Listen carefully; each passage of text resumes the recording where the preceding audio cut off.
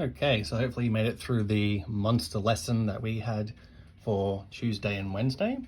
Luckily today it's a smaller kind of concept and activity, but it is an important one. So today we're looking at simplifying fractions. So sometimes we have large fractions that are hard to work with and we need to break them down into their simplest form.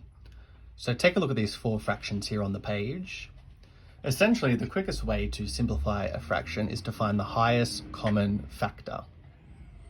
We've looked at this in some of our lessons in Year 4 and Year 5, but now we can apply that to fractions.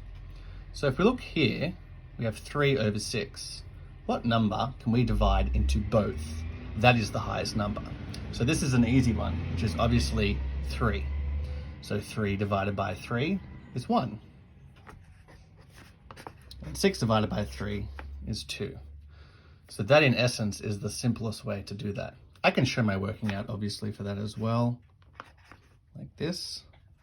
And that might be useful in more harder examples. The next mixed numeral we have here is 7 and 40 over 64. That's a lot more difficult to deal with, 40 over 64. And there are a couple of ways we can go about this. Like I explained, we can find the highest common factor, or we can use a trick if both numbers are even, where we can just halve it and then just keep going. So when we're simplifying fractions, we can do it a couple of times to get there, to make it easier for us. So we don't have to go from 40 over 64 straight to the lowest and simplest fraction. We can take a couple of steps. So I might go, well, they're both even numbers, so I'm going to divide by 2. So 40 divided by 2 is 20. And 64 divided by 2, well, 60 as a half is 30, plus a 2 is 32. So now we have that again. I have 2 even numbers again, so I could even just do that again and halve it. Divide by 2. 20 becomes 10, 32 becomes 16. Oh, look at that. I can just keep going. 5 and 8. And there we go. And we have our simplest fraction. What if we were to do it the quickest way? Well, you might be able to recognize that the highest common factor here is 8.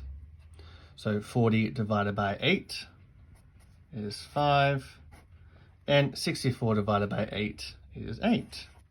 So that is going the quickest way, but sometimes this is just easy to do if you can't quite figure out what it is. Looking at this next example here, 21 and 28. Well, if I know my times tables, I can tell that it's 7. 7, 14, 21.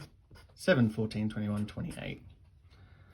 This example here is a perfect scenario where I would just halve it. So I have 2 even numbers. So half of 380 is 150 plus 40, so 190. Half of 700 is 350, half of 20 is 10, making it 360, 363. So now I have a odd number. So it's going to take me some time to figure out if I can break this down further. So we have to ask ourselves what number fits into 190 and 363. And those 3's there would indicate to me that I would start there with the number 3 because we can't divide by 2. So the quickest way to problem solve this, the strategy that I like to use, is just to go up the number line. So 2 is out because they're both not even numbers. Then I would do 3. It's at this stage where you can employ a calculator to answer these questions. So 190 divided by 3, you can pull up your calculator.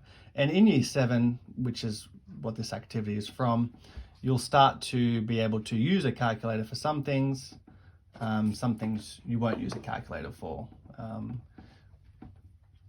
So I'm just going to show you how to use it with the calculator. So it's 63.333, so 3 is out. Then we just keep going up the line because you might find that this is the simplest form of this fraction. But we have to test all the possibilities. 190 divided by 4. Again, not working. 47.5 and so on. So you would go on and then you would find, oh, this is actually the simplest form of this fraction.